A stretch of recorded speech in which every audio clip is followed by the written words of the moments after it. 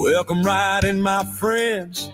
Have a seat, I'm gonna tell you a tale about a crazy thing a man just did. Did you know he's now in jail? Hold on to your hat, it's gonna blow your mind, the things that people do. How can people be so wild and they seem so normal too? Oh yes, my friends, pour a cup of tea, because we're gonna talk all about crime. Tonight's the night, we ain't holding back. It's time to dig into true crime headlines.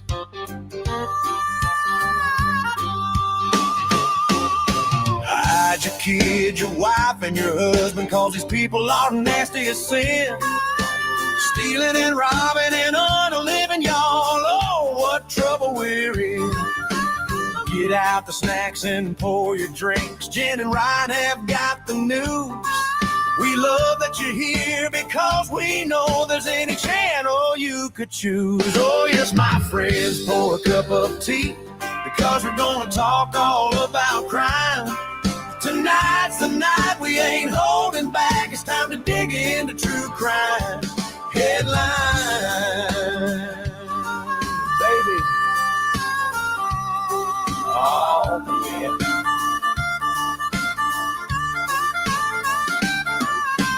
Pour that cup of tea, my friend. We're getting neck deep all up in crime, because tonight's the night, you know it's right. We're digging into true crime headlines.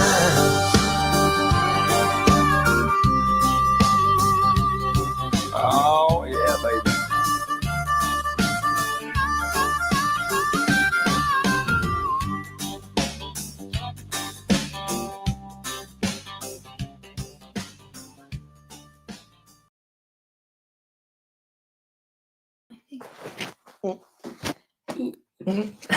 Hold on, I gotta press on the big screen. There we go. Oh, no. Okay. I can do this. I can do this, you guys. Stop screen. What's going on? Technical difficulties. Hold on. What? Shift 7. There we are. Oh, that was wild. Hope you guys like that intro. Ryan wrote it. He wrote it. Hey, everyone. He's so talented. Oh.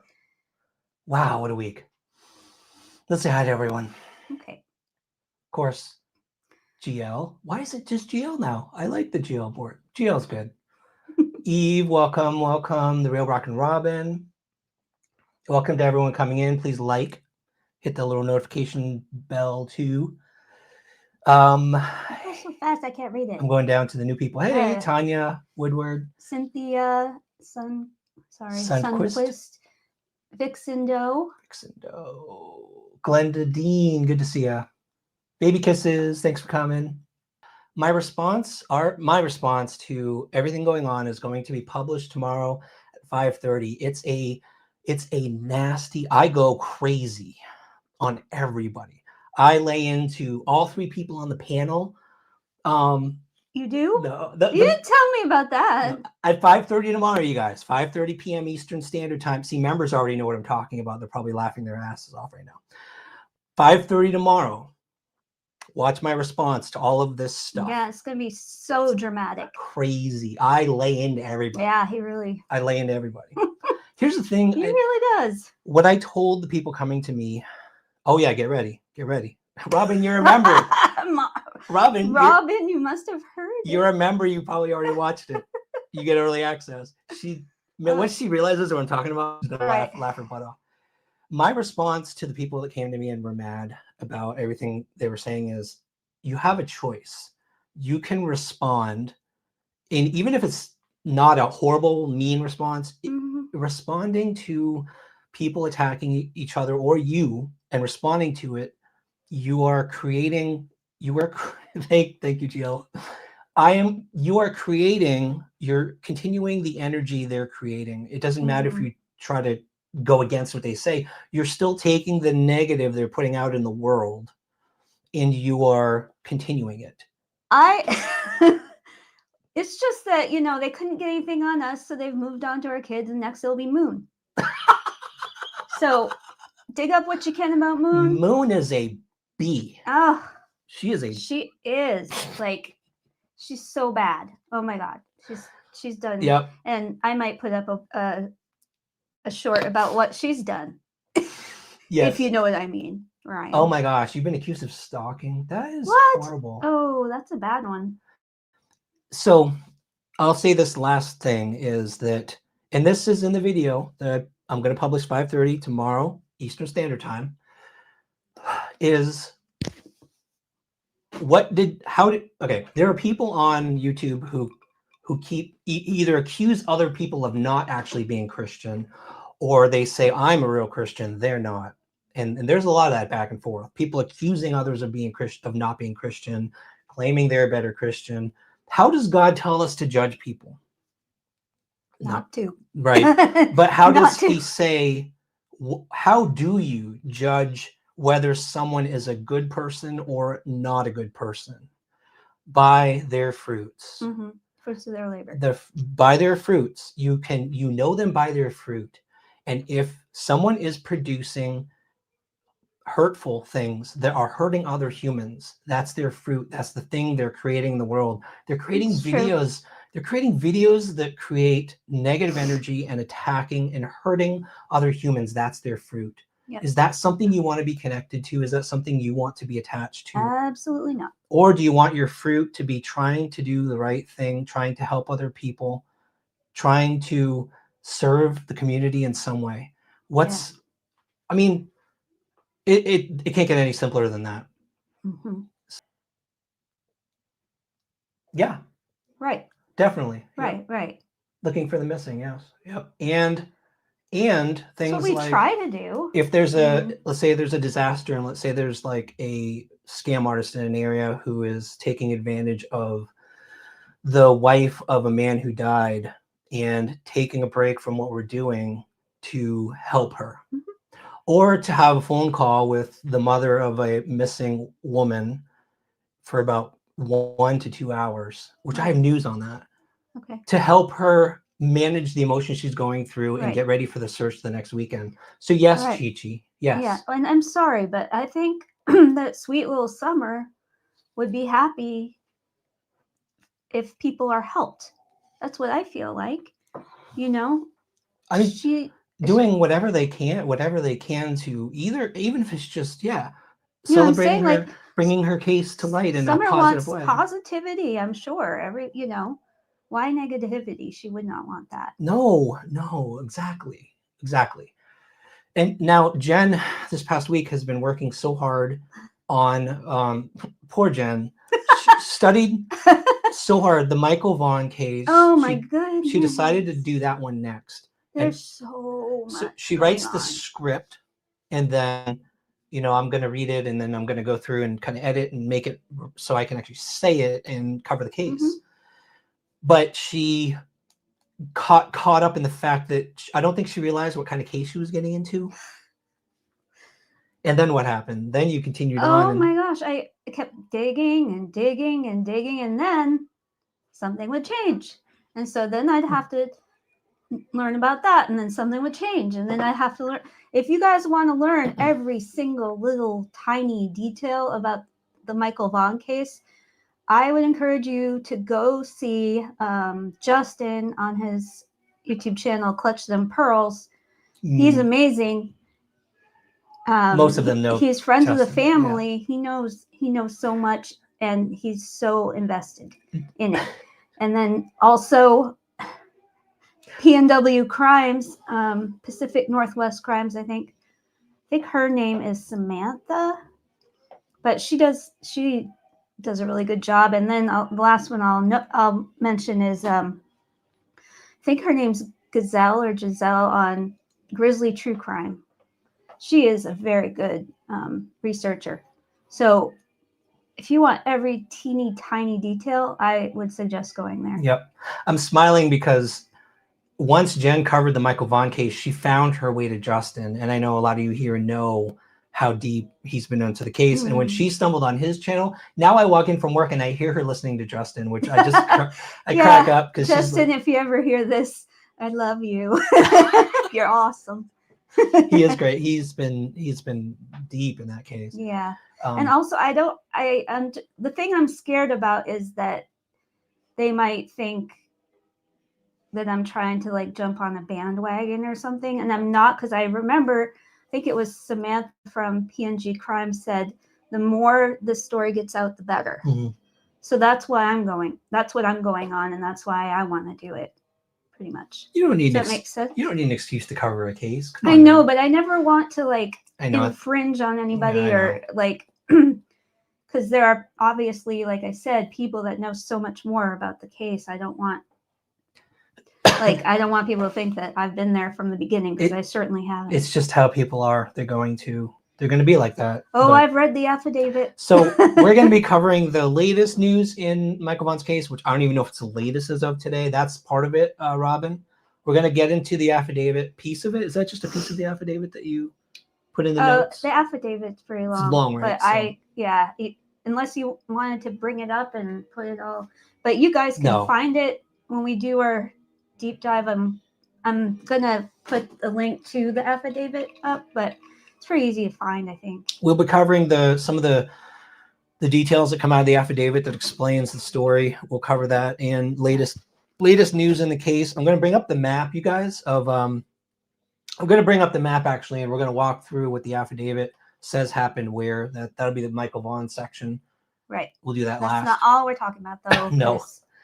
The latest news, the news that Jen found for this week, we want to start with Melodee Buzzard, and this one is crazy. Yeah, it is. Have you guys heard of Melodee Buzzard? She is basically a 9-year-old little girl who was doing homeschool, and I guess she was doing like a program where she would go a couple times a week or something to do more work, and they hadn't seen her there for a while, so they tried to, they wanted somebody to look up on her, and come to find out her mother had taken her. They lived in California. She took her on a road trip to Denver, and it's just a crazy story in between, because people don't know where she is right now, basically. Right. So the path this took, though, so it started, the crazy thing is the timing. So it was October that she took the road trip, right? On October, she left California with Melodee, driving a rented white 2024, and it immediately gets surreal, because so she returned 3 days later, but during the trip, check this out, you guys, surveillance footage from the rental car business where she got the car for the trip, they're wearing wigs. Yeah. The mother and the daughter are seen wearing wigs. The daughter naturally has really curly hair, and her wig is a straight hair. And obviously she's wearing a hoodie. So they were, she was trying to, what's weird is, does it look to you like, it's like you wonder, just looking at this scene. Yeah. The girl doesn't look, I mean, is she being forced to do this, do you think? Somebody noticed how she's way behind the mother, but you can read into things so much. Because if she didn't want to do what she's doing, you'd think if she tried to run, then she would be like, where do I go, right? Right. Oh, it's anyway. Crazy. So there's a close-up of her expression. I can't make out anything. Yeah, me either. That's a really grainy picture. Oh, I missed that. Yes, heard about it. Have not heard more, though, about the feds being on Van Hill.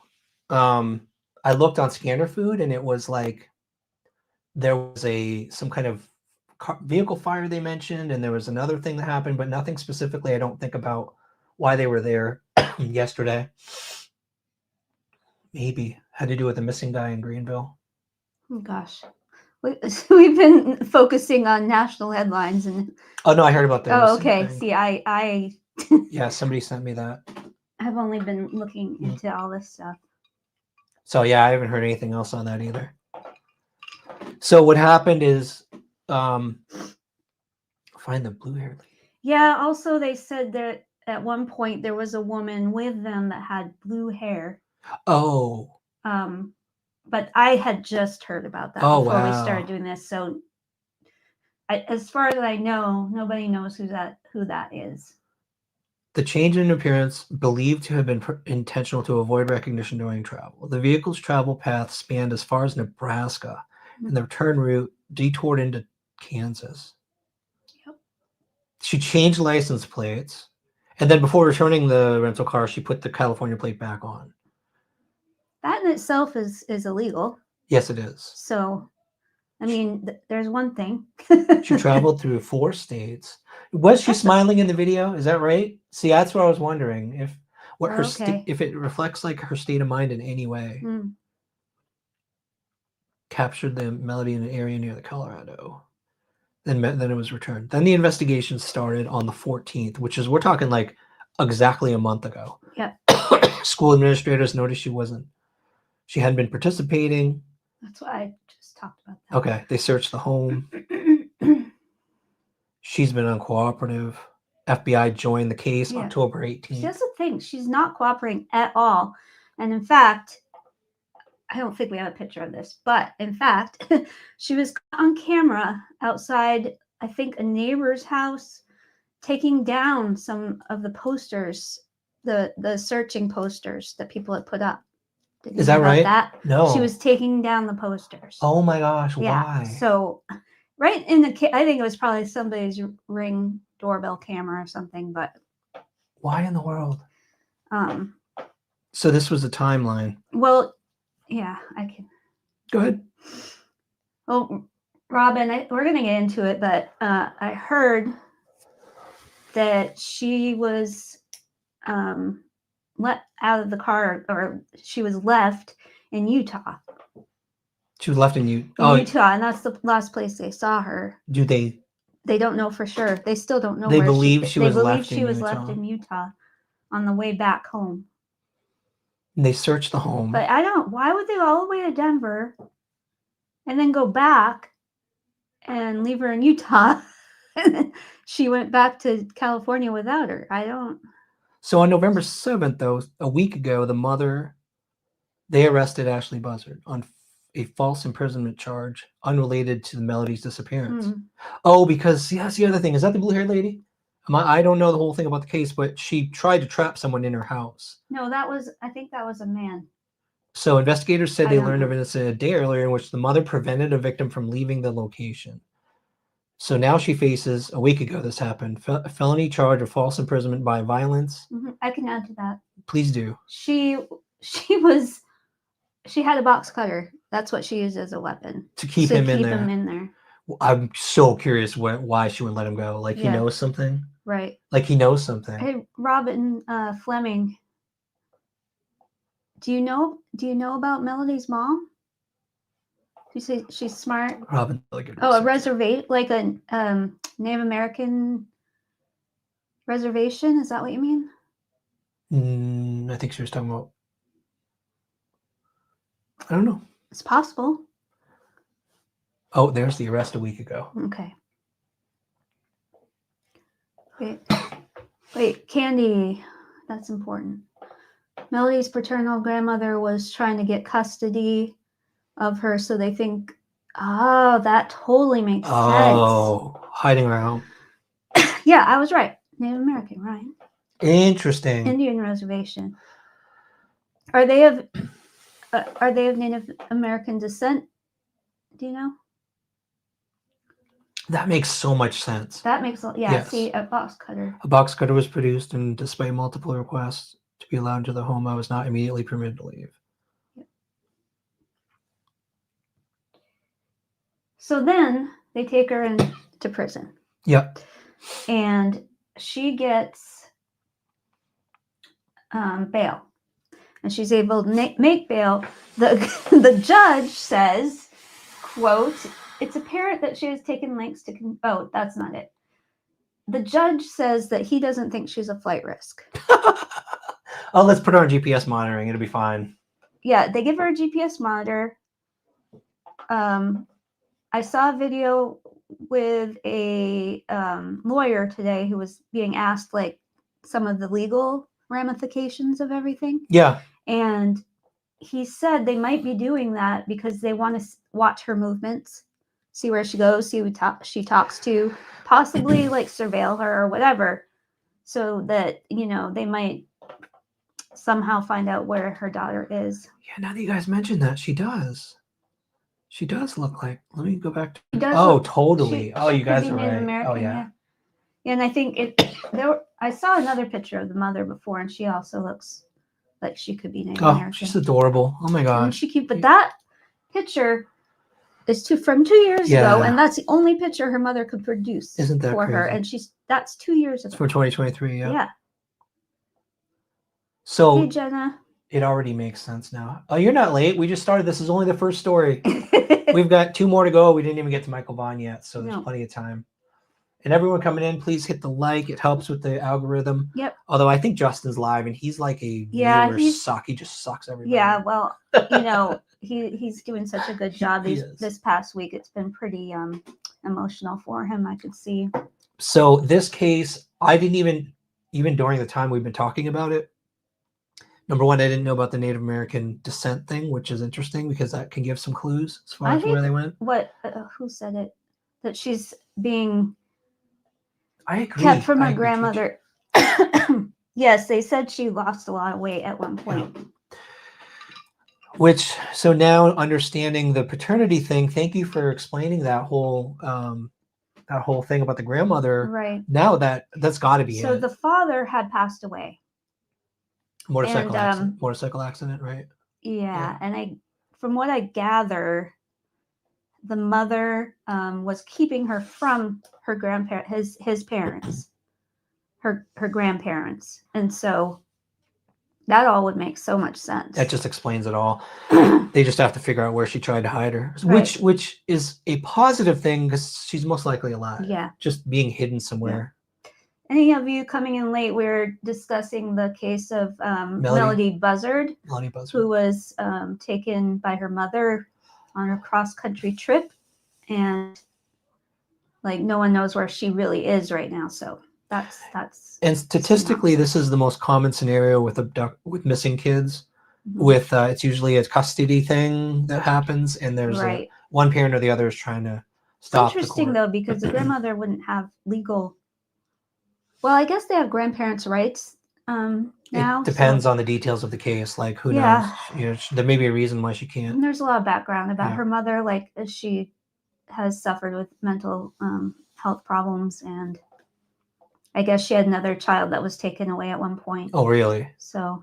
Which might explain why she may not be able to keep custody. Yeah. Wow, that is a sad case. I hope they find that little girl. Me too. We'll be watching. Let you guys know if we hear anything. At least a quick community post. Oh, that's another thing, Robin. Yeah, I read that too. The mom gets money for support. They're thinking she does not have a job at the moment. So yeah, that's another thing. She might need the money. The risk of losing the money. Yeah. Well, we'll follow that case. We'll give you guys any updates that come up. I think anything we cover, headlines, Jen's got a list. And probably she'll be following all these cases anyway. We may even cover more details later. But Jen will let me know, and I'll put it on the community post if we get any updates on that case. And that's a newer case as far as being in the news goes. So at the moment, we don't know a lot about it. No, very new. It's a new headline. Yeah. Thank you, Geraldine. I appreciate you sharing that. I didn't know that. Okay. Okay. I think they're from California, so I don't know if that's different there. This next case is a little hard to cover. It's the headlines call it a house of horrors. It is a hard one, and I don't know if a lot of you have heard about it because they haven't released the little girl's the girl's name. Do you want the video first or the news report? Well, doesn't the video have the news report in it? Do you want to cover the case or do you want to have the news report play first. Well, let's watch the news report so you guys can get caught up with it. Basically, it's a case of 4 people living together. They're raising this girl who's 14. She has autism, and it's in Wisconsin. And you'll see it's called the House of Horrors, basically. It is bad. horrible. So trigger warning. Yep. For this case. I'm not I'm gonna play the beginning, then I'm gonna go to the place we talked about with the school part. Okay. As the child neglect cases against Walter Goodman, his wife Melissa, her daughter Savannah Lefevre, and Lefevre's partner Kayla Stemler move forward, the 14-year-old victim of their alleged abuse continues to recover. She has now since been released from the hospital and is gaining weight and is doing better. It was in August, more than 5 years after the victim moved into this trailer on Hattie Lane to live with her father, that authorities uncovered what they believe was years of abuse. The 14-year-old nearly starved to death. I was able to observe photographs of her, and she looked like a skeleton. She was just literally skin and bones at 35 pounds. Now, 35 pounds. She's 14 years old. When authorities went in there, they thought she was 8. Oh my God. They thought she was 8 years old. She was 14. Just imagine, when I was 14, and I'm only 5 feet, I weighed like 110 pounds. When you were what? 14 or maybe 100. I don't know, but I'm only 5 feet tall. We had a picture of her when she. No, we don't, there's no picture. No picture of her. I thought I saw one. They're not releasing her name or her picture, oh, okay. As far as I know. Because 35 pounds, I'm surprised she's For even a alive. 14-year-old. Yes, Tanya. It's crazy. It's so sad. I'm surprised she's still alive. How can she be alive? But she was in critical condition when they brought her. But this is the part we wanted to share because Jen had a point on this one, on this point here. So now reportedly being home. Go ahead. We're going to talk about the fact that she was quote unquote homeschooled in this home, if you can call it that. I agree with Robin. Schooled. The State Department of Public Criminal Complaints says the victim attended school virtually for 1 year after COVID before reportedly being homeschooled. The State Department of Public Instruction requires homeschoolers to be registered with the state. Once registered according to DPI, there is no state statute that requires any state agency or school district to monitor home-based education or instructional hours. Confidentiality prevents DPI from confirming if the victim was registered for homeschooling. Kate Kiesling is the division manager for Outagamie County Children, Youth, and Families. While she can't speak directly about the town of Oneida case, Kiesling stresses the importance of community and family members speaking up if they think a child might be in danger or they haven't been seen. The way the system is we're relying on people to make a report or calling us and letting us know what's going on. So most kids are seen in some capacity, but yeah, there are some kids that are not seen. But they have family. You let people know if you haven't seen a family member or a child in a long time. And that's not to say anything negative about homeschooling. No. There are I've known many people who homeschool. A lot of good families homeschool, but yeah, it's also a path to do this kind of thing. Unfortunately, bad people. It's easy to keep somebody away from the world. Like that, especially it's a way to hide a kid. This is what makes me mad, that in this state they don't have any checks and balances for these kids. Mm-hmm.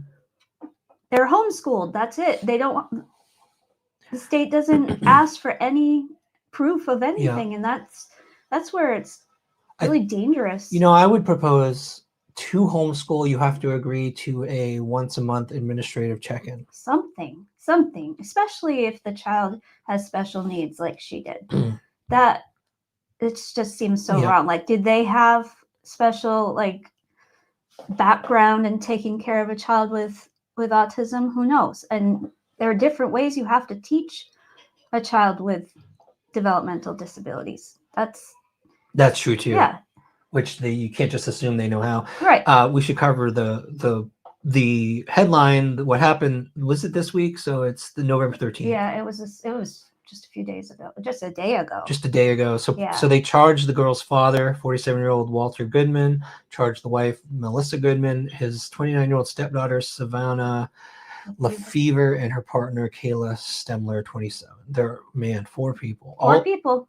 All of them were living together Yep. at the Oneida home. All of them could have done something to prevent it. And they face 5 counts of chronic child neglect. I could say child neglect, right? I guess. For failing to provide necessary care, food, medical care, clothing, and education in compliance with state law. Right. Hey, Passport and Pearls, good to see you. One sad thing, really sad thing I heard, maybe it's in the report we're Go going to ahead. listen to, but I guess when she went to the hospital, they brought her food and they told her she could choose what kind of food she want.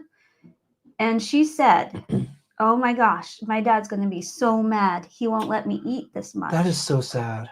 Can you imagine? She was so excited about the food, but she was scared to eat it. Oh my gosh. Even though she was away from them, that's the hold they had on her. It tells you a lot about what they did with food with her. Yeah. Like it was a. So the criminal complaint said first responders arrived. They claimed the teen looked to be the size of a 6 to 8-year-old. See? She was very, very close to death. Helicopter brought her to Children's Wisconsin. Doctors are concerned with that it could be organ failures with severe malnourishment. So, and they were mean to her. They referred to her as dummy or stupid.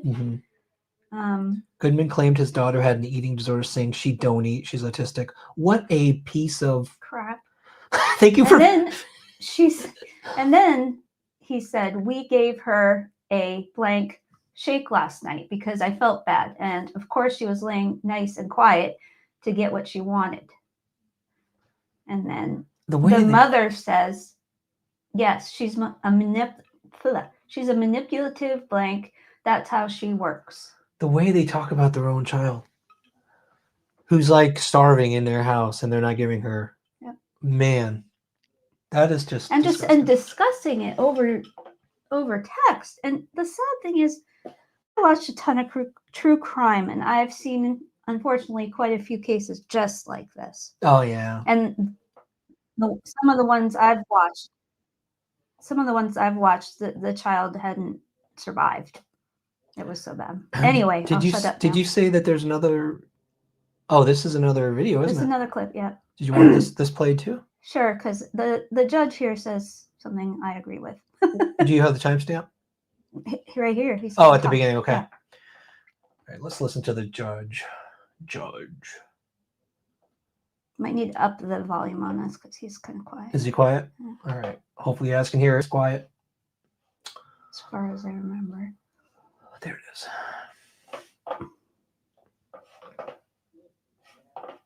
These allegations before the court today are incredibly disturbing. And it's alleged that the minor child was, quite frankly, living in a house of horrors. A 14-year-old girl weighing just 35 pounds, found barely alive inside what police call a house of horrors in Wisconsin, is the story we're talking about. Well, look lovely. You might want to watch more of this. I don't know. What do you think? I'm just saying, she's starving her child. And now, what the? Be nice. No, I mean, I know, I agree, and everybody who's seen this. My gosh. Like I was on Facebook. That's where I found out about this, and they put the picture up of all the suspects, and every single person said, "Well, they must eat her food." I'm not saying stuff like that. I'm not saying because I'm just saying they obviously have plenty of food. You know what I mean? Like, yeah, they had plenty of food. Oh my gosh. There's no question about that. We're learning shocking new details about the alleged years of starvation, confinement, and cruelty that authorities say nearly killed this girl. 3 adults are now facing felony neglect charges, and a possible 4th person could be charged as well. We are going to break it all down with a former prosecutor right now. Welcome to Side. Well, all 3 got charged, thankfully. So. And then later, the 4th woman got charged today. I think it was. Man, these are hard to cover. This gets me all fired up. I know. Makes me angry. Poor girl. the most famous House of Horrors story I can think of is the Turpins. But that was 13 kids, and they were under the radar for years. That's right. They had 13 kids, and that was homeschooling too, right? Yes, and yeah, they did not homeschool. Let me just tell you, these poor kids didn't know what medication was. They didn't know anything. They didn't know their address. They didn't know anything. The thing with starvation too is that it starts to, like, people fast, but you fast and you can survive for a long time. But once you hit a certain point, they're starving her beyond like a month or something. Then the body. This was long-term starvation. And then the body starts going after organs, and your organs fail, and it's just a horrible. And it's I knew a girl in high school, or I was in college. She was in high school, from back home, and she had gotten carried away with. It's trigger warning for anyone who has ever had an eating disorder. I apologize. ED. Yes, ED. She started doing that. She started like trying to fast. She got carried away. Yep. And she died. She died. She actually passed away. That happens. She passed away. It was horrible. I heard that is the most deadly mental illness that there is. It's insidious. ED. Yes. Yeah. It's bad. Yeah. I would not suggest anyone who has that to go on any kind of limited eating, like just eat. You know what I mean? Like, Michael Vaughan. Oh, goodness. First, I'm going to say about Michael Vaughan's case. Thank you for the trigger warning. Yes, this needs a trigger warning. Probably most of you know about this case, but it's possible some people don't. So give an overview. And I need, before you do the overview. Me? Before you do the overview, a little bit of an overview, and I'll do the affidavit if you want. But that's the Michael Vaughan case. We have, like, my thing on our channel is mysteries. I'm going to be covering Derek Lucring. I always forget his last name. I like disappearances in the woods. Those stories, just really weird. People go out on a trail and disappear. Jen loves, not in a good way, but she loves to dive into these types of cases, and it's heartbreaking. And when I started getting interested in missing persons locally, I kept my interest local. So I wanted to find, because those were local mysteries, and so I started researching Layla Santinello, Holland Snap, obviously Summer Wells, some of the other cases that were smaller cases that I droned for. Like I got into that, but I still haven't got into the national cases because I feel like we can't physically do anything, which is what I like to try to do. Right. But Jen has always been into that. And now that we're going to be, because Jen's doing the research, which I can't. Don't blame me. We are doing this other aspect of our channel, which is covering these national cases. Jen's got so much knowledge. I'm like, why not? Why not cover these cases? These cases, like, we're not physically searching. We're not, like Ryan said, but to just get out the information, especially for these cases that aren't yet solved, like Michael Vaughan, his body has not been found. Somebody could find him still. So, I mean, you have to keep it alive, and this is one way to do it. It's not physical searching, but it's putting it out there so people can look for him. Yes. So it's searching. Yes. In a way. And it is. It's searching the information, trying to understand the story, trying to navigate the logic of the story. What's hard for me is now I'm catching up on this case that I know Justin has been covering. I've seen him. Oh my gosh, poor Justin. I've been feeling bad for him the past few days, weeks. So I don't know as much as Jen knows about this case. I probably don't know as much as all of you know about this case. And so I'm learning. Like, I read through the script Jen wrote. She's diving deep, and it's pages long, and I'm reading through the story, and I'm sure you guys can relate to this. It's like each element of the case, your jaw drops, and it's like, is it really that crazy? It's crazy. Is it? And again, it's trigger warning needed. But also, Eve, a lot of people have compared the Summer and Michael cases because Michael was missing for 5 years. Summer was missing, has been missing. A lot of parallels. They were both 5 years old. There are a lot of similarities. But it looks like this case is moving on as far as like getting a resolution at least, whereas Summers is still, going yes. ongoing. And I don't know, this gives me a little hope that something could still happen in Summers' case. Yeah, it's like Sebastian's case. When that came up, there's no answers, and there's no answers. The time goes on, and I did hear through the grapevine about news coming out. Jen started telling me like there's actually affidavit. Yeah, I'm like, but that was, oh man, that happened after I started looking into it. So it's not one of those cases that's frustrating and keeps going on and on. But and it on, was. But the frustrating thing is that most of the information that is given in the affidavit was known years ago. And obviously it wasn't enough for them to make any arrests for a very long time. I'm not exactly sure how that all works. they have to have a certain amount of the legality of that and stuff. Well, they have to have enough to convince the DA. Oh yeah. Right. So they even though they knew a lot of this stuff, it wasn't enough to tip it over the balance to convince the DA. Yeah, Angel Wings. I feel so bad for Brandy.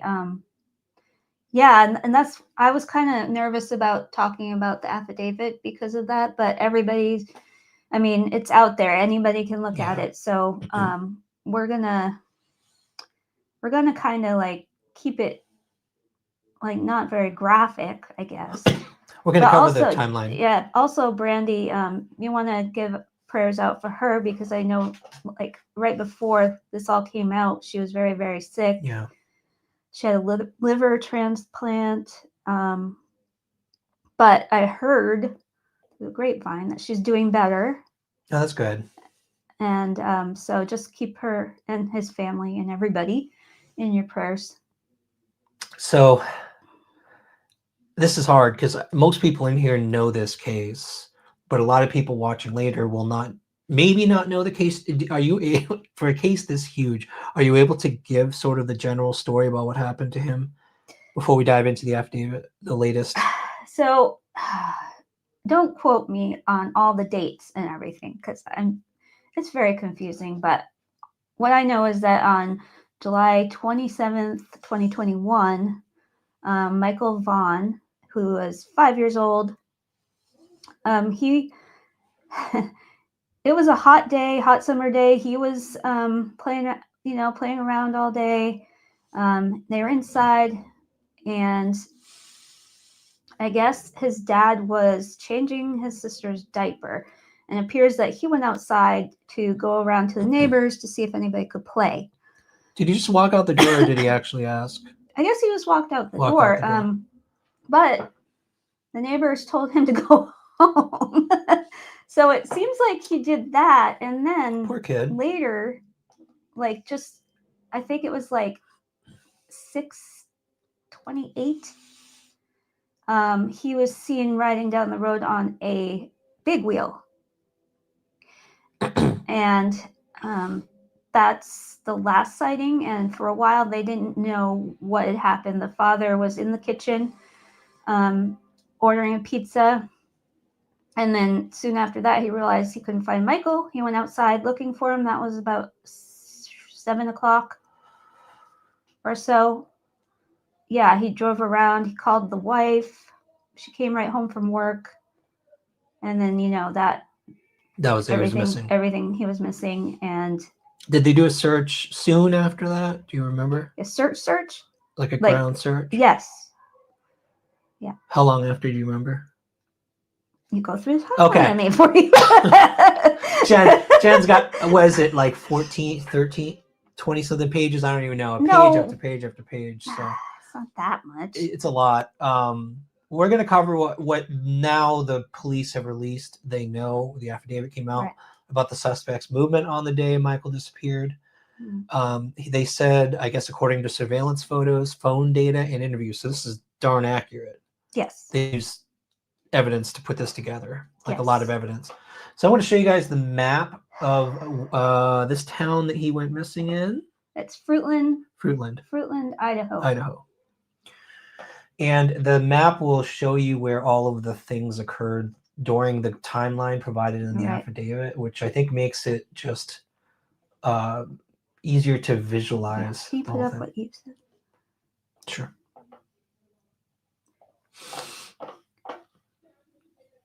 Ryan's good at maps. I'm not so great at maps. I love maps. So I'm letting him do this part. Do you want to cover the affidavit or do you want me to? That's not the affidavit. That's, well, Affidavit information. yeah, this is the timeline that they know now. And this is basically, I think we need to talk about the players in the investigation, because Absolutely. here we're talking Good point. about, Yes. yeah. Oh my gosh, now you got me all mixed up. Yeah, you know this stuff. The main players start with Stacy Wandra. But we have to tell them why. Okay, Michael was last seen, like I said, riding a big wheel. And this was in part of the town, about half a mile from his house. And Ryan's going to show you. I can show the maps right here. Ryan's going to show you where he was seen riding it, not where it ended. Oh, where that was her street, wasn't it? Right there. Yeah. So, yeah, he was seen driving his tricycle at that point on Red Wing Street and Meadowlark Avenue. Right there. And that was close to a residence. This residence, is that the residence? That's Starkey. I'm sorry, that's the witness. That's the residence of the Wandras. Now, the Wandras were Stacy Wandra. It's actually a man. I know Stacy's usually a woman's name, and Sarah Wandra. They're married. And then also they had two people living with them named Brandon Shirtliff and Adrian. I can't remember his last name. It's Lucian or something like that. They were living together. Adrian and Brandon worked for them. They had a taxi service. So that's that. Okay. Those are the players. Those are the players. This is what happened. The police know what happened. So this is according to the affidavit, according to what was signed by Stacy and I just gotta say, Sarah. I just gotta say real quick. Could you guys imagine? So those of you who've been, I'm gonna get to the map in a second. Those of you who have been following the Summer Wells case, can you imagine if we were sitting here with an affidavit laying out this is what happened at 3 o'clock, signed by blah blah blah. Oh my gosh, at 4 o'clock, this is what happened. Yeah. Like I'm sad about what happened. That Michael disappeared. I'm sad he's still missing. But for those of you who've been following the Michael Vaughan case, this must be one of those moments where it's like, wow, we actually know details. It's kind of like, people look for answers. Oh, an affidavit first is huge. And that came out when? It just came out the last few days. Just the last few days. It's just amazing. All right, so what they know, what police know, and they actually released to the public, which is amazing. I'll try not to interject because I probably will. It's okay. No, give information if you want to. Yeah. And I'll tap on the map to show you guys where this happened. So this is in the affidavit. This is what Stacy Wandra and Sarah Wandra say agreed to that happened. Does that make sense? Yeah. So at 3:23, Stacy Wandra was captured on surveillance camera parking a white Lexus near the splash pad, which is over here. And that was a favorite place for any of the kids in that neighborhood to go. Stacy exited the vehicle, tested a door handle, and walked around before returning to the car. He then claimed that he stood at the splash pad to retrieve a container of chew that fell on the floor of his car. Yeah. That was at 3:23. 3:24, Stacy left the area and headed on to Southwest Each Street. Then, according to cell tower and device data at 5:08 to 5:12, Sarah, Adrian, and Brandon were located in Sarah's blue Toyota Corolla in Fruitland. This gets confusing because there are a lot of people involved. There are at least there are 4 people. 4 people. So then at 6:08, an adult male was captured walking near 3 Rivers Way And at 6:18, the same man was seen again near the neighborhood splash pad, again, this area. Now we now know that that was Brandon Shirtliff. Brandon Shirtliff. 20 minutes later, 6:25, the neighbor who was over here, Dorothy Starkley, was seen on camera entering the neighborhood westbound. As mentioned before, she later reported seeing Michael riding a big wheel tricycle at the corner of Red Wing Street and Meadowlark Avenue, which is right there. Is right there. Later, we would discover that on August 5th, this same big wheel was found at the corner of, down here. Yeah, down there. And That's where they... It was what they called the bluff. I guess it was a sign they had, and like there was a bluff, and it was behind the sign they found it. They found the big wheel behind the sign. Yeah. So it had just been thrown there, stashed there. Looked like it, yeah. And then, a few minutes later, Brandon was seen walking through a wooded area west toward the residence. Wonder residence, yeah. So the west is that direction. Wow. It's just messed up. It's crazy. It's crazy. So they're now at the Wander residence. It's about 6:30 at night, 6:30 to 6:45. Mm-hmm. They now admit that he was brought into the Wanderer's house. Okay, and this is where the trigger warning comes in, because this is part of the affidavit, and I was on the fence whether to talk about this because I don't want to upset anybody, but we can avoid. This is what we know now that happened to Michael. So I don't know if we want to say the whole thing. He was basically brought in. We'll say he was bound. He was brought into the Wanderer's house and he was bound and trapped. Sat That's all we'll say. On the couch and bound. Bound and trapped. We're not going to say that piece. I don't want to say that. Yeah. But he was basically trapped. All four of them were there. In the affidavit, it says that he was abducted in the hopes that the four would make $10,000 by essentially selling Michael. I have a question. Who was going to buy him? I'd like to know that. Did they have a buyer? I don't know. Did they already have a buyer? I have no idea. Well, they don't say that in they don't. They don't say anything about that part. Why would they? They're stupid. They're stupid. They didn't. Okay, so whether or not they have a buyer, according to the affidavit at 7:08, Sandra was seen driving. Sarah was seen. I combined the first and last name.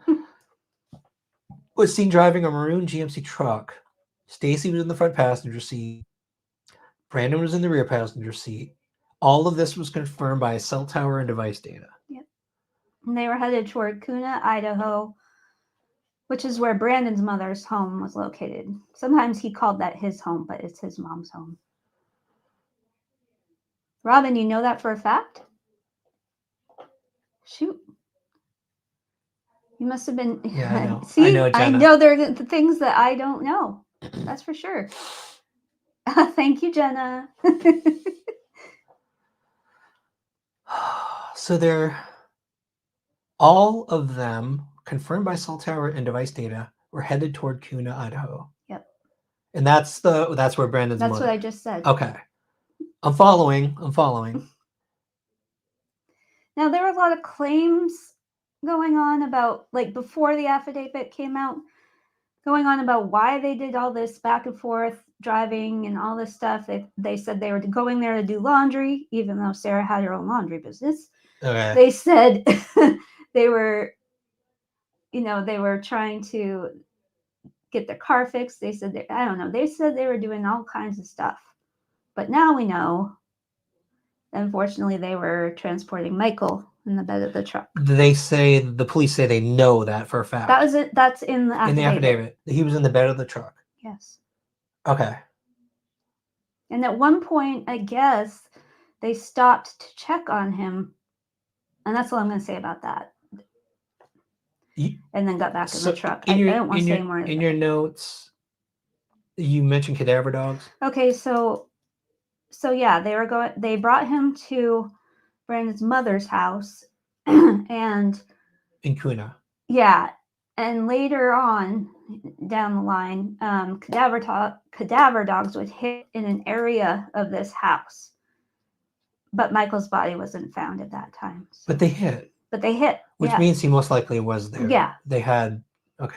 Yeah, cadaver dogs. So you know what that means. Yeah, he was there. Yeah. Okay, so what happened next? So at 11:22, the Wanderer's GMC truck returns to the neighborhood, towing a silver Mercedes-Benz. Like I said, they had a taxi service, so this kind of makes sense. Okay. They'd have all these vehicles going around. Anyway, He was moved. yeah, presumably he was returned to the Wanderer's house, and they buried him in the backyard. Later on, cadaver dogs would alert in this area as well. There was a huge excavation of their property, and he wasn't found that time either. I'm sorry. So yeah, he was moved many times. Is that what it was? Yeah, they moved him. Can you? I'm sorry, you guys. I haven't followed the case. What are they doing? Taking him in the bed of a truck somewhere else, and then bringing him back? Well, he wasn't dead. I didn't mean to laugh. I'm sorry. He wasn't dead when they put him in the bed of the truck. He didn't know that he died until they got him to the house. Like, they didn't realize he had suffocated while they were bringing him there. Oh my gosh. They thought he was still alive. Oh my gosh. They thought he was still alive. You think? Is that making more sense now? Yes. And do you think it was the type of situation where they were such idiots that they like when they bound him, they actually did the whole... I don't think, but they also put him in something, and probably he just didn't have enough air. Plus, it was over 100 degrees out, and he was in the bed of the truck. So they possibly... I wouldn't go into detail, but I guess we just... So they possibly didn't mean for him to... No, I definitely don't think they meant for him to pass away. Did they ever say the purpose of bringing him to the mothers? I don't know. That's, Do they say anywhere in the affidavit? Do they say they know? So that police don't potentially know? Maybe if one of you know, it'd be nice to know. But yeah, exactly. That's the part I didn't say. He was in the duffel bag with duct tape. I'm always so interested in like, what's the motive? Yeah, well, the motive, they but... claim they were trying to sell. Do you think that's probably what it was? Yeah. There and then back. I don't think he had passed away, or they knew he had passed away until they got there. Adrian's. Oh, what idiots! Oh, yeah, idiots. I know. Yeah, they left him. Yeah. Oh yeah, it my was. gosh. It was just stupidity.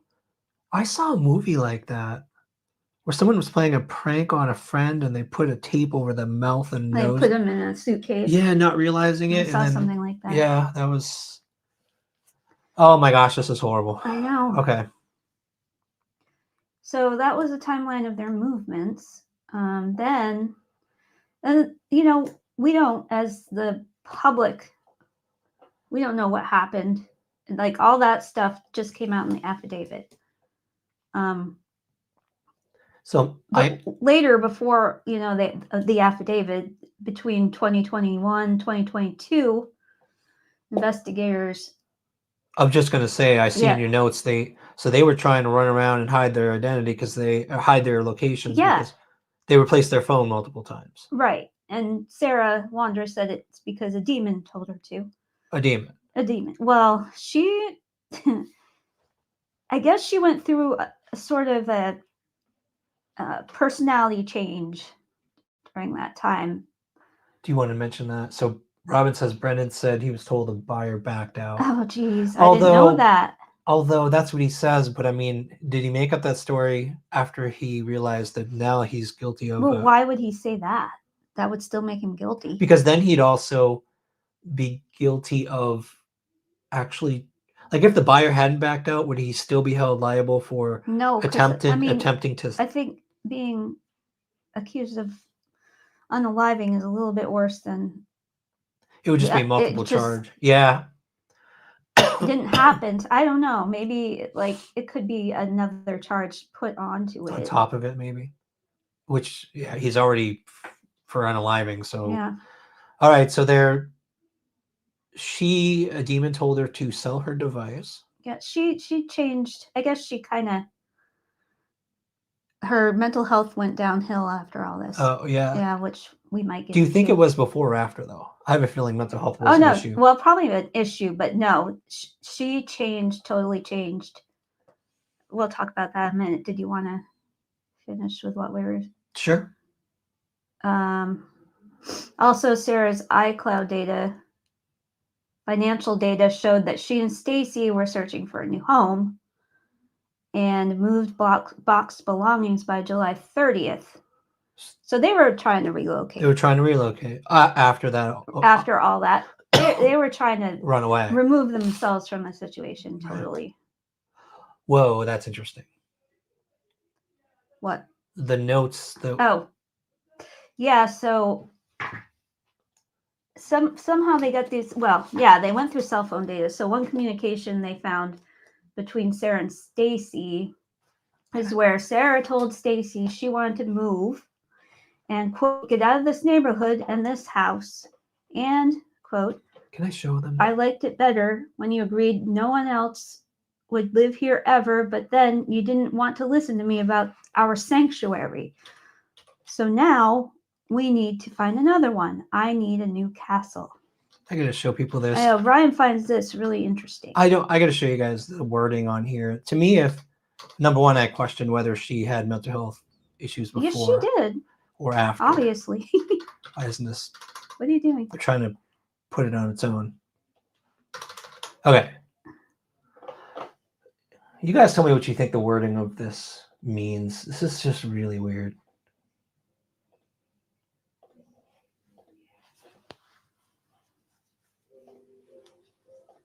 So this is what what was it again? She wrote to him?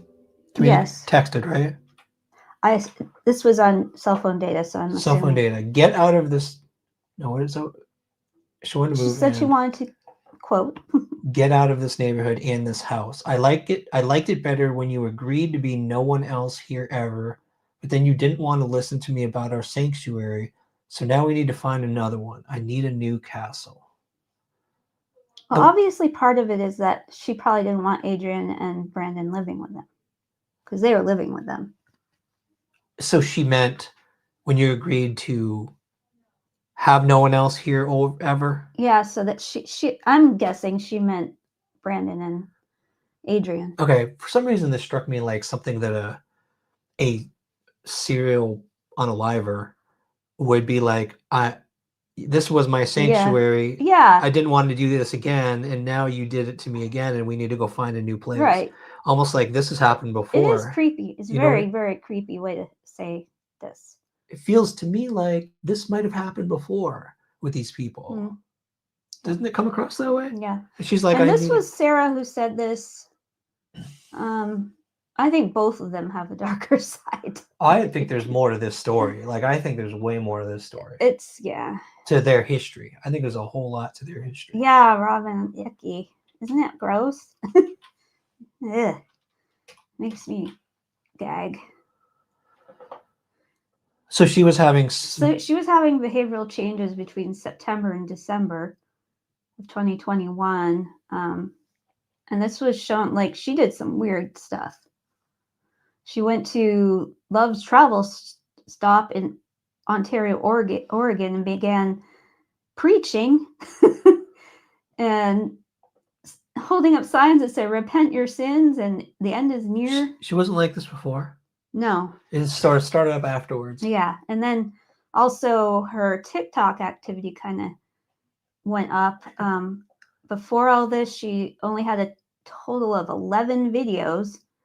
And after, it went to 329 new uploads, which include topics like repentance, forgiveness, and sin. Do you think she's trying to... Well, this happened in 2021. So she was not... Did she know she was being looked at by police? Yeah, some things we didn't say before. Like, there are things that happened that we didn't talk At this about. point, did she know the police? Because she had already been arrested for... what was it? Pretty much neglecting to tell them that he had been unalived. Like, they knew they had something to do with it. Yeah. That's why it's so confusing. What I was saying was, do you think once she got signed that the police were onto her and probably was like, they're going to get to me, I need to start acting like I'm mentally unstable? Oh, I don't know. I watched a lot of her TikToks and it looked pretty real, but you don't think she was faking? I don't think she was faking. But the weirdest grossest thing to me is that in a lot of her videos, you could see Michael's missing poster stuck on the refrigerator Are you serious? in the background. Oh my gosh. Can you believe that? It's crazy. That is. Yeah, Robin, I knew about that too. See, there's just so much Yeah, weird there's- stuff going on. And the reason she was doing that supposedly is because she wanted a baby. And I don't know why I know all this. Because you've been reading all this stuff. Stacy had lost his ability to get her pregnant when he was a bull rider. I don't know. When he was a bull rider. So he was, what is it, impotent. We got some videos for them in a second, I think. Yeah. Okay. I'm sorry. It's okay. That's just another wild angle of this whole gosh, thing. it's just crazy. My gosh. So we're getting to the latest news, which was like 2 weeks ago. That would be this is not the news. That's not. 2 weeks ago. This is That's not. Sarah. That's something totally. Wait. Yeah. That links Michael Vahugan. Okay. Warrant served. I'm sorry, guys. There's so many. Yeah, I know you got a lot of notes. So this is a couple weeks ago, October 30th. I guess. I don't remember. Sandra Wondra was finally charged for the first-degree murder. I'm sure. I mean, Stacy. Stacy. I always mix the names up. Stacy Wondra charged for first-degree murder, second-degree kidnapping, and destruction of evidence. Finally, he will be extradited from Arizona to Idaho. He was in Arizona for unlawful firearms possession, something like that.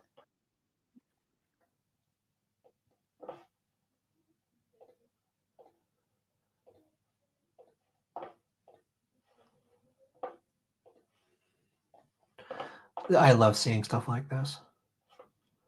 You just look forward to it in all Welcome these to the cases. News at 4. I'm Brenda Rodriguez. And I'm Joe Paris. We start with developing news. A warrant has been issued for Stacy Wondra, connected to the disappearance and death of Michael Vaughan. The then 5-year-old Michael went missing in July of 2021 from outside his home in Fruitland, Idaho.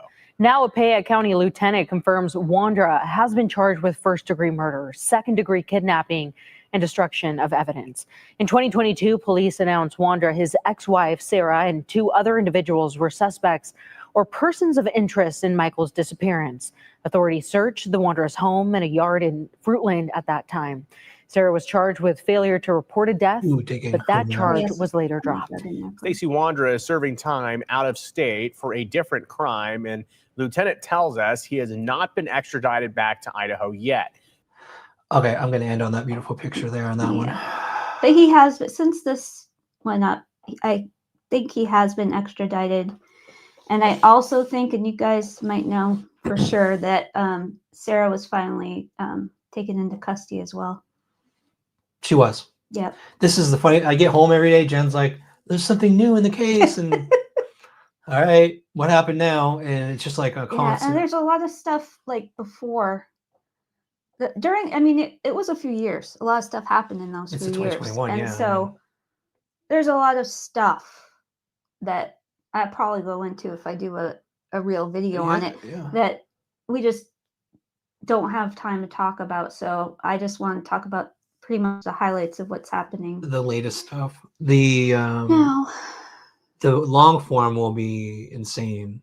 We're going to go down the rabbit holes. Long form. Are we going down the rabbit holes of the case? I guess we have to now. You'll see more about like we didn't really talk about Michael. We didn't talk about his family. There's a lot of details. We haven't talked about that part, which I guess is the most important part. Well, that's in your video, though. The thing is, this was going to be the but latest I just news. wanted you to know the latest news, basically. Oh, hey, Detective Mom, good to see ya. I know we should do 9 o'clocks. People like 9 o'clock better. I'm sorry, it's my fault. Jen's always like, I want to do it. Tired. We should do 9 o'clocks. We also have visitors. We do have visitors here. So right now, obviously Michael's this to me is crazy. So, and this might happen in the Summer case. Yeah. I'm shocked the police released what they know. Michael's missing. I'm shocked. Yes, he's still, and no, Linda, his body hasn't been found yet, as far as I know. That's what I'm saying. Yeah, like they know I don't understand. Why did they release the details and he's still missing? That's what I don't get. Well, they're arrested. They're arrested. Maybe that's why. I don't understand why they told them everything that happened, but they haven't told him where he is, because they already admitted pretty much. I don't know. I don't understand. Hopefully in the next few days we'll figure it out. I hope that I go back to someone else's case. I hope that in the event they make arrests, that they do something similar and put out an affidavit and let everyone know what happened, because people have been dying, and I'm sure for years to know what happened, and I'm sure people are so relieved. That's why I'm saying people must be so relieved who are wondering where Michael Vaughan is, where he is, where he's going to be found, and now they have all of these details. Yeah, that's huge. Yeah. Can you imagine if that happened in Summer's case? Man, that would be just groundbreaking. Yeah. But I mean, obviously it was a horrible outcome. Obviously, nobody wants that outcome. Hey, Lisa. For these cases, but just to know something. Oh, yeah, I guess 100% now people are like, well, he's unalived. Like, they admitted it, so there's no question anymore. People have an answer there at least, but now it's just where is he? Now it's bring him back to his family. Getting closure for the family, like let them go through the process with him.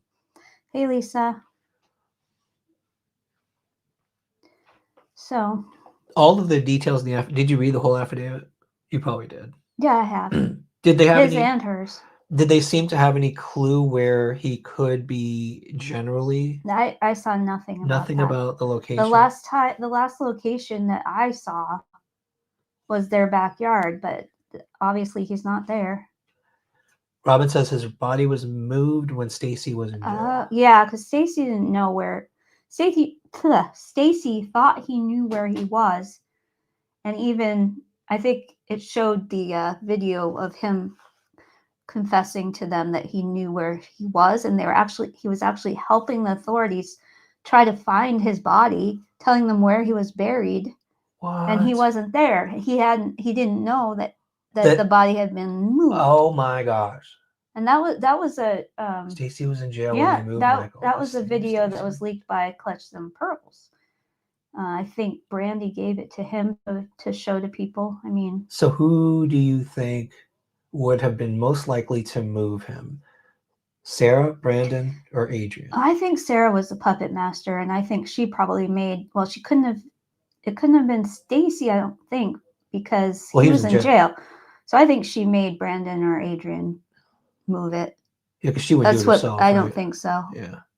I don't know how she got them to do stuff for her, but see, that's the thing. When you at least know who could have moved him, then you start trying to figure out where that person likely would have gone. Right.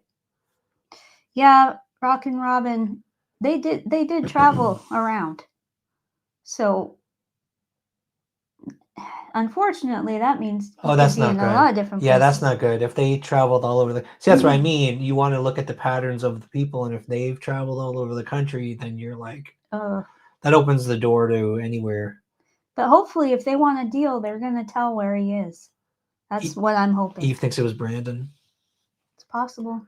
The thing is, if they know, at least if they can narrow down who could have moved him, then the police must have their details too. Oh, of course. You know what I mean? Well, they're not going to cell phones and all that stuff. So I'm sure they have a lot more. Yeah. I always go back to the West Boys case out of California City. They convicted those adopted parents with with no body. Yep, that happens. If they have enough evidence, I mean, obviously, I think they have enough evidence. But in this case, so they made the arrest. Okay, Robin says Sarah made Brandon move him. Do they know that for a fact, Robin? Like, is that documented? It could have been in the affidavit, and I just brushed by it. But so then they know it's Brandon. There's just so much information for this case. This is a wild. Like, I read most of your script. I don't have time to read it all. Mm-hmm. This has caught me up generally, and it's. But you don't know much about Michael as like a person and we didn't go I through am all that. so looking forward to stuff. reading the history of his life, Yeah. and because I've seen I mean, Brandy. he was only 5. I've seen Brandy on lives, and she's the sweetest mother. Like Yeah. she has tirelessly been talking to anyone. Right. She's a lot like Jennifer Santinello, and she's just been working so Yeah, hard. she seems like a very Yeah. sweet woman. Yeah, Robin, I heard about that. I forgot about that. Yeah, people are saying, why would they take a dog all the way to Texas? That looks a little fishy. But that would be a big lead right there. Mhm. Oh, I hope the police are able to nail that down. And yeah, soon. I'm obviously keeping an eye on it. they've got to be close. I don't know if we'll ever be able to make a video. I know. It'd be like Things keep coming. I'm like, wait, add another Ryan, one more day. No, wait. you're gonna end up making a Michael Vaughan documentary at this point. Oh my gosh. Well, I don't want to take anything away from the OGs of this case. Justin. Like, you guys were amazing. Justin, what were the channels again? You said Justice Clutches and Pearls, and then we've got, I think her name's Samantha on Grizzly? no. Okay. PNW Crimes Revisited, and that's Pacific Northwest Crimes Revisited. And then Giselle at Grizzly True Crime. Grizzly True Crime. They all did a great job, and I know that Justin was, close with the family. You know what I love about channels like that? What's that? Professional, no drama, stick to the cases. Yes. And so well, researched. Yep. It's amazing. Yep. Like, I've been watching Grizzly True Crime a lot lately, and she does an awesome job. Thank you. I mean, when you've done the research, I love the details. Jen it's like reading a story. She does a script. And the Michael Vaughan one, I could barely make it because it's so long. And I'm going to have to cover it. So I've got to study her case, get the talking notes, and then we're going to do the documentary. I wish you felt more comfortable on camera. I love talking to you. I like talking like this. I don't like being alone on a camera. What do you guys just don't like it. What do you guys think would be more interesting if we covered a case, and instead of covering the case, like talking through it, what if Jen and I were sitting here? It would be on a nicer camera, obviously, and recording. Background. And a real background. What if it was like, I cover a piece of what she's researched, and then we talk about it, and that would go on forever, though. You'd have to do a lot of editing. Probably, but we could sit like this and talk through the asked case. you if we could do that before, and you said, I don't want to. Did I say it like that? Yeah. In that voice? You said that would look weird or something like that. No, I was just thinking through it now because of how I agree, Detective Mom. Just tonight has convinced me that I don't like she could. Stephanie and what's his name? Maybe like Crime Weekly where it's Stephanie and what is his name? The guy Derek. Sorry. How could you forget Derek? Stephanie Harlow and Derek Levasseur. Derek, she forgot. Sorry, Derek. She was a huge fan. Now she's just like, not anymore, I guess. His name. If it's like them, but I want it to be, we're sitting like this. Oh, that's what you meant. I said yes, because sitting side by side, I'm like, I have to look at you like this. Yeah, but we look up. We've been doing it tonight. You guys like this format? Just sitting? Yeah, it is like we're sitting around the table talking. Yeah, it's like we're talking to them. So I guess we could do this format. I could cover the section of your story in a way that I understand. I have to study it, and then once I get it, I'll cover the case, and then I'll stop at some point, and we can talk through. That would really work. That'd be cool. Yeah.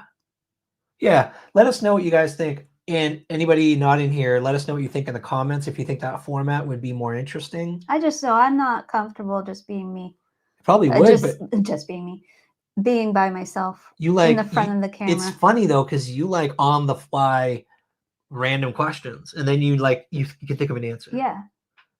But you know the case better like that. It's so interesting to me. Yeah, but you bring something up, and I can like flesh it out a little bit. Yeah. Thank you, Detective Mom. It'll be a little different because we won't have you guys here on the recorded case, but well, pretend we could have a follow-up live with everyone Yeah. and talk through we the can case. pretend they're Yeah. there. That's what I'll have We to can do. pretend you're all there. That'll work. Maybe a couple of you can come over and you can like be our audience. How about you, Glenn and Robin? What do you think? Yeah, I agree. I agree. That's true. You need the male and female. Yeah, because they banter, perspective. and he definitely has his own perspective because he was a, Yeah, you know, yeah. I think detective. I think everyone has a unique perspective, and whenever you talk to anyone, it could be anybody in here, they have thoughts that like are very unique and bring just new color to how you understand a case. It's fascinating. I love talking to people about It's fun. all these cases. It's fun, but it's sad. I mean, like, I always feel bad saying it's fun, I agree, Glenn. but to me, it's just like telling a story. And Oh, the thing is, these stories need to get out. So, yeah. I almost interrupted you. These stories do need to get out, and I think that's a real good reason why I feel really good about what we're doing going into birthday suits. I feel really good about what we're doing going into these cases because I felt bad not covering Sebastian and Michael Vaughan, but I always was worried that people would be like, oh, they're just jumping on the bandwagon. Right. That's exactly what I You know, but I just didn't want to because we can't go there and do something, but I guess technically we don't have to. We can help by raising awareness. Right. And at the end of this, I'd like you to put up the missing poster for Thank you, Tanya. For Michael. I'll try to find it. I do have to answer Robin real quick about the Layla Sentinella case. Yep. I think, you know, we're good with, unless you guys have any questions. What's the flyer for? Michael Vaughan missing posters. The Layla Sentinella case, there is breaking news. I am sorry I didn't bring it up until now. Oh, there's another headline. There is another headline, actually. It's not public. Oh. I just found out. I got a text from Jennifer earlier. I should probably ask her if I can share shouldn't. Well, let me think. I think it's okay for me to share it because the police didn't share details. There's just news about the abandoned property. So thank you, guys. You guys are awesome. Thank you. We are not confident about this new format, and so you guys are really helping us feel more confident about it. Thank you. Oh, she did share. Oh, good. Thank you, Robin. Okay, so I can share. So the abandoned property that we searched many times. If you guys haven't seen the well video that I posted not long ago, please go watch that because that one shows you exactly what I'm talking about. We were hunting for where's this well because Jennifer Sentinello's team, well, she gets mad when I say that. Layla's search team had researched and Jennifer got tips, and there were 2 tips, corroborating tips that claimed that location, specific well, not that specific well, but a well on the property. So we went to search it. Watch the well video, please, because you'll see what I'm talking about. And there was a hole in the ground. Yeah. Well, the news came out today. Jennifer released it that thanks to all of you, thanks to all of her supporters. I announced at the end. They didn't find her. They announced at the end. I announced at the end of that video, the search video, that Jennifer had a call to the community to contact the police and beg them to search that property. Go search that well. And so many people went from her TikTok account, her Facebook account, from our video. And if you guys watched that video and you were one of the people that called the KPD, God bless you, because the KPD searched that property. They searched that property. They did not say what they found. I'm assuming Jennifer didn't give any extra details. Let me find Jennifer's post because it was just tonight. She must have posted it because she texted me. Did they already search it, or are they going to search it? It's right here. Oh boy. Okay, let's check this out. That's a long. She writes a lot. She likes writing. Yeah. Oh, this is interesting though. I've got to magnify this. Yeah. A few weeks ago, we asked you all to come together in an effort to get a search done in a specific location. Thank you. Your overwhelming calls, messages, and shares work. The pressure you put on law enforcement led to the immediate action we prayed for. So KPD maintains that we're already taking actions. course. Oh, yeah, okay. Oh, of course. The search. Following the specific corroborated tips we shared last week, the KPD and TBI too, led a 2-day highly intensive search this week at the designated property. Tuesday, an initial search was conducted with a small team and 1 cadaver dog. The dog gave a hit on the area we requested. Oh, amen. Oh my gosh. Wednesday, thanks to the probable cause, a second search warrant was secured, allowing for massive researchers. Cadaver dogs were deployed. All 4 dogs hit. Oh, shoot. In the same exact location as the first dog. God. A team of 30. I wasn't expecting this, you guys. I am like, my heart's racing. A team of 30 men and heavy machinery meticulously dug and sifted through a massive section of earth. They dug the well up. Approximately 40 feet by 40 feet and 5 to 6 feet deep. The outcome, after an exhaustive day-long effort that went into sunset, they found nothing. How can 4 dogs? Well, just like with Michael Vaughan, she could have been there and then moved. She could have been there. They All found the nothing. dogs hit on it? They found nothing. 4 dogs. Gosh. Actually 5. They had She an must initial have one. been there at one point. I mean, why would all dogs? You guys, I'll tell you Oh, right. it's so frustrating. I'll tell you right now. I know for a fact, with all the conversations we've had with Butch and the team up there in Pennsylvania about how dogs hit and how they confirm hits and what confirmations mean. To have 5 cadaver dogs hit on a location, someone was there. Yeah, exactly. I totally agree with you. No doubt. In my mind, 99.9%, there was someone there. There was someone there. Glenda, no. No, unfortunately. Oh my gosh. Oh my gosh, that's so frustrating. Thank you, Kingsport Police Department, for searching. Yes, thank you so much. And TBI. And TBI. I mean, obviously something was there. Oh, at some point. Poor Jennifer. I'm sorry, Jennifer. She must have been so hopeful that they would find something. I mean, I was. Well, we're not going to give up. Not going to give up. Oh, well, it's clear, I guess. We know, at least we know that it's one of the locations. Yeah. That someone was. I hope it scared somebody.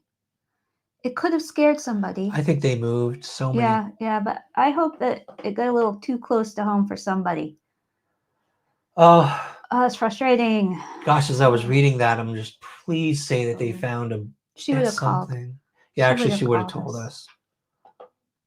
Oh my gosh.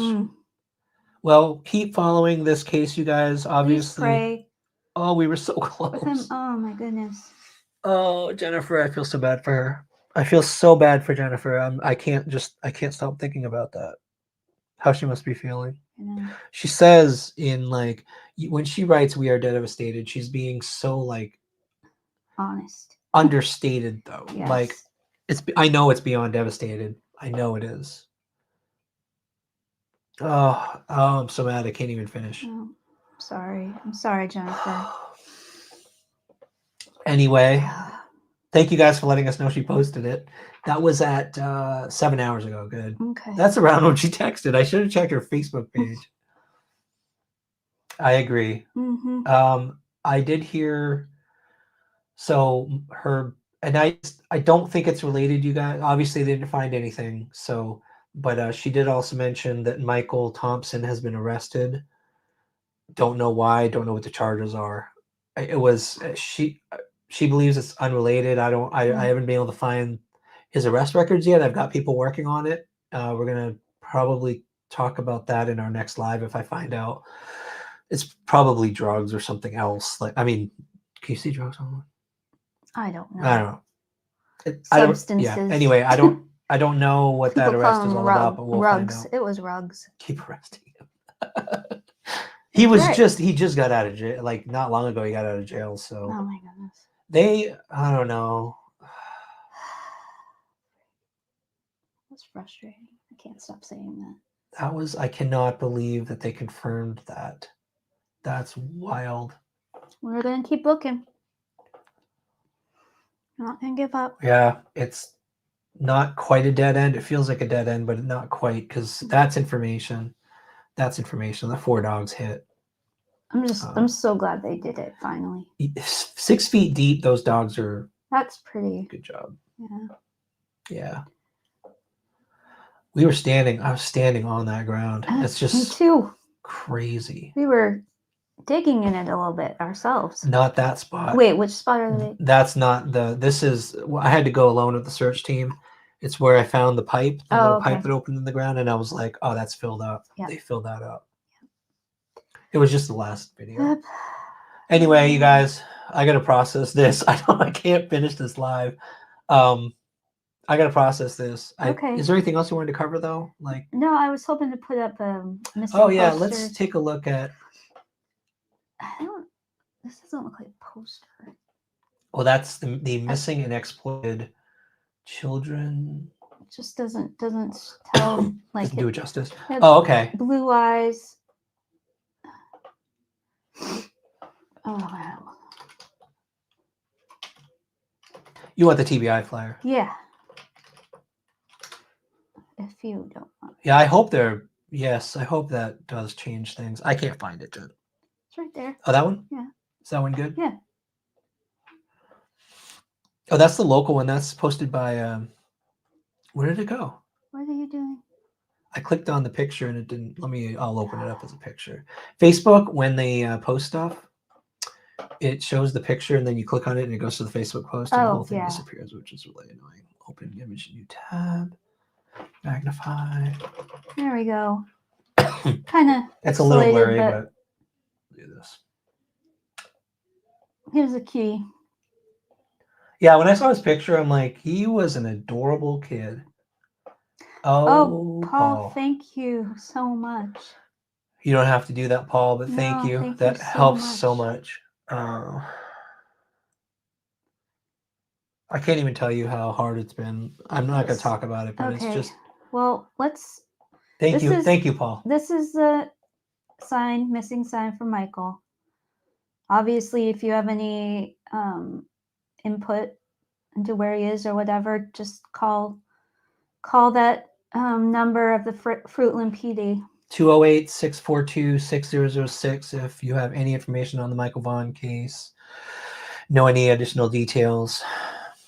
And yes, Robin, it was the Ringo property. Yep. Which I accidentally called him Jeremy Ringo in the video. It's Jeremy Ring is his last name. Oh, well. Thank you. Thank you, Robin. Okay, I think we need to go. We do have to close out, but I do want to say cases like this, when something's found, if something is ever found, I want to make this very clear because, you know, there have been people making comments that we just want to, like, nasty comments that I just want to, like, I want to capture remains, like, you know what I mean? And I capture remains. Yeah, and I have other ulterior motives. And when I thought that the location we were at had remains, the first thing that came to my mind, you guys, was that Jennifer and Layla's father, their whole family was going to finally have an answer. And I appreciate you, Robin, saying that we were there, but what's more important, and I wasn't even going to mention the connection or that, we don't need credit. We just want that family to finally have Layla home and to be able to do what Kelly Cloyd was able to do when her husband was found. Yes. That was, you have them actually home. You can have a celebration of life. You can lay them to rest and you can finally process the grief. Jennifer said to me before on the phone, she feels like she's in limbo.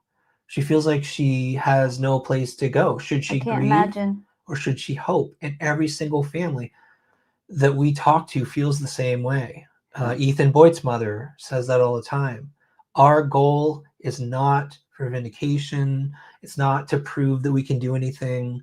It's to get a family an answer. And if we get a family an answer, You're not going to see us celebrating on video. No. You're not going to see us cheering. What you're going to see us doing when we get an answer for the first family we help is we're going to immediately be going on to the next. Right. No celebrations. No celebrations, moving on to the next. And we're never going to stop. And we're going to keep moving on to the next. So I hope we can help that first family. I pray to God we can help that first family. When it happens, we're going to move on and we're going to keep on helping the next. So I hope that it leads to answers in Layla's case. We love you all. Thank you for spending time with us tonight. I hope you like the format. We are going to probably do this type of format for the cases that we cover. So Fun. Yep, it's gonna be a lot of fun. Thank you guys for spending tonight with us. This is fun. We'll do this again. Yeah. I wanted to mention one thing. Yeah. We just put out the now I can't think. Sorry, Evelyn Boswell case. Ryan did that. I researched it, but Ryan did that. If you guys could check that out, that would help us a lot. If you like it, that would help us with the algorithm because we're just starting this. It's a new format. It's always hard to people. We are in the algorithm as ground searchers. Oh my gosh! And so Paul. Oh my God, Paul. Paul, thank you. Paul. Oh my God. God bless you, and I can't even tell you what that means to us. Thank you so much, man. I thank you. You don't please never feel like you have to do that. No, it just helps. But thank you so much. Where was I? I'm lost. That was shocking. Thank you for supporting the channel. We're new to this space. I feel like Jen's really good at it. I feel like like you guys say, our banter works, and I think it's a really good way to highlight these cases and to cover maybe even obscure cases that don't get. And so once we can get traffic for our case coverage and we can build that following, then we can start bringing to light some of those cases that don't get coverage, and that would it would be such an amazing feeling. Right, so, that's pretty much what I'm hoping. Try to check out that video, and when we cover cases, just if you guys can like it, share it. If you have friends in true crime, be like, hey, there's this new couple on the scene, and they are really good at covering these cases, and just let them know, let people know. And I hope we are. Yeah, I hope we're good. So. Oh, thank you guys so much. We love you guys. Yeah, it's been a great night. Can't even tell you how much your support means to us. So, yes, we're gonna go decompress now. Thanks for being there for us, guys. Thanks for being there. We love you guys. And have a great night. Yeah. Talk to you guys later. Bye. That was